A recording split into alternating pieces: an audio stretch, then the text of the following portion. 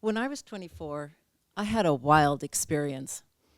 I was at a party one weekend with my friends when I joined a group of women chatting in the kitchen. One of the women started predicting the future by reading our palms. It was thrilling to imagine the hope of the future for a moment. She started reading and telling my friends they're going to have big houses, long lives, lots of children. Then she turned to me, read my palm, folded up my hand, and said, "I don't want to say." And now I was like, well, you got to tell me. After some coaxing, she said, "Your firstborn will die young." I was shocked. I wasn't a mom, and at that point in my life, I wasn't even thinking about having kids. Everyone around me tried to comfort me. "It's not true," they said. "She doesn't know anything. Don't believe it." But something touched my heart that night.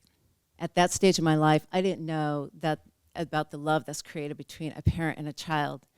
And this message from a total stranger was love and the loss of it all mixed together.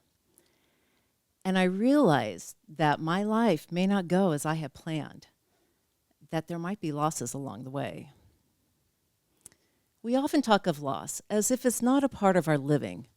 We know it can happen, but we think, not to me, as if by ignoring loss, we will somehow be safe from it. Naturally, it's uncomfortable being in that dark emotional space. That feeling of not forever can overtake us, and that unknown terrifies us. So our minds step in. We begin to put order to life. And we begin to put order to life in order to ease our emotional experience. We say, we die when we are old. We bury our grandparents, then our parents, and then our children bury us. And parents should never have to bury their children. We talk about life on a timeline. We talk about death on a timeline as if we're guaranteed a certain amount of life, with unlimited redos, redemptions, and opportunities to make things better. But that night in the kitchen with the palm reader, I heard the truth. 28 years later, the coroner broke the news. My firstborn did die young. My daughter, Katie, died at 20 from a ski accident. What I have feared about loss, the feeling of ending, overcame me as her death moved into my living. And my living became my afterlife as if I had died too. Usually we think of the afterlife as the body gone, the separation of the human form and spirit. But for me, my afterlife began when I was still alive. I had one foot in the past and one foot in the death of my daughter. I straddled the threshold of living and afterlife. And my heart was broken. It seemed impossible that I could continue to live when my daughter was gone. I had to begin somewhere, somehow. So I turned to a practice I already knew, meditation. Even though I had been meditating for over a decade, meditating after the death of my daughter was the beginning of a brand new practice. As I would sit still on my mat, memories and intense feelings of grief would storm inside me. Shaken, I would try to imagine my daughter, and I was going deeper into the storm. But just for a moment, in the very distant sense, I could see her and feel her. But my memories were becoming more full of grief and regret the harder I searched for her. I was feeding this emotional storm, and I clung to it because I thought that's where she was. After a year at a meditation retreat, my teacher asked me, "Do you think of Katie in memories?" Innocently, I said yes. She proceeded to say, "Your attachment to memories keeps you in the past, away from fully feeling love." As she spoke, a truth reached me again. I had become attached to the dream of the past instead of recognizing the pain and the loss of the present time. And my mind worked so hard to turn once precious memories into an intellectual property to give myself an illusion of control. All the while, fear and grief had taken over me. So I let my heart step forward, hold my hurting mind with tenderness as I accepted my reality of loss and love. I soon began to feel more deeply, and I realized that memories are actually indicators for love to open rather than pain points. And this led me to a new threshold, that love is a doorway to living.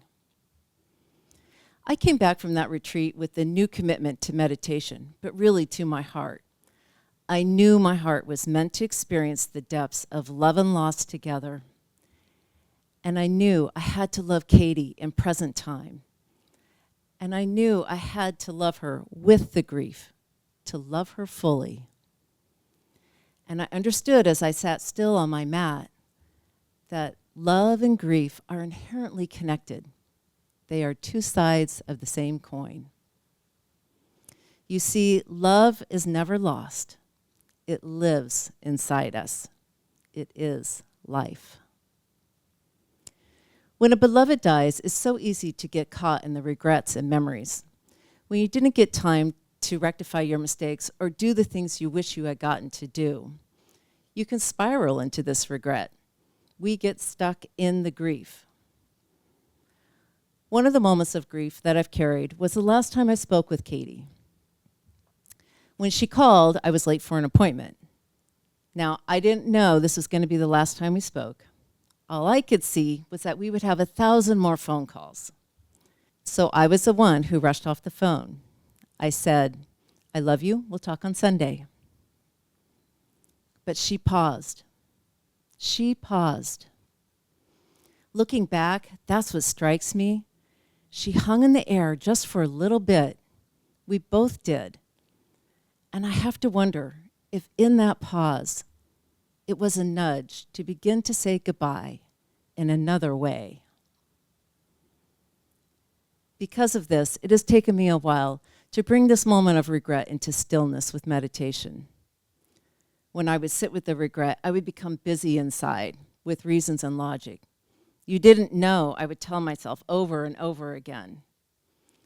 But I couldn't shake that feeling that I had disappointed my daughter in our last moment together. That feeling froze me in the grief, spiraling deeper into the storm. You see, when I sit on my mat in meditation with stillness, my heart opens. My mind, with the old systems of logic, open to understanding, and I open to deep, rich connection. Finally, I was able to see this greater picture of love, the 20 years of connection that I had shared with my daughter. And that feeling of disappointment, I learned, came from my head, my mind, not my heart, and not my daughter. Soon, that single moment of regret became smaller and smaller, and that memory of the phone call became less and less. And my practice of connection gained significance, because there, in acceptance, I meet Katie again. In stillness, in love, the boundaries of time and space melt away. There we all find deep connection. What if we approach each moment of regret and looked for love instead? And what if our loved ones on the other side have been waiting for us to be still? And what if all of our hearts are connected beyond space and time? The truth is, we will never be free from regret.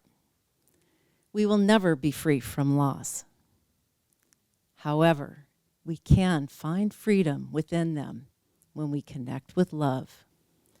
So when grief and regret arrive, lean in. Lean in with your heart, because maybe, just maybe, regret is your way into love. Thank you so much.